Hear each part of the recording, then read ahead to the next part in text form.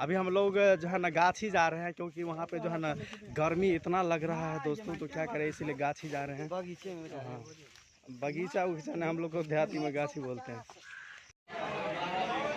ये देखिए दोस्तों, अभी जो है सो लड़का मरवा पे बैठ के खाना खा रहे हैं, और न अभी उसको जो है थाली में परोस के दिया जाएगा। और ईद होता है उस तरह से किया जाएगा। मरवा पे खाना खाएंगे वो, और इसमें थाली नहीं दिया गया है, थाली में परोस करके उनको खाना देखिए आ गया। ये देख लीजिए दोस्तों, इसको थाली में खाना परोस के दिया गया है, तो वो लड़का खाएंगे। रंजीत जी, रंजीत जी, रंजीत जी,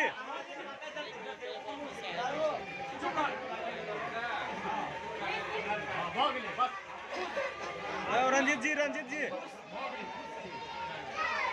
रे बुआ रे।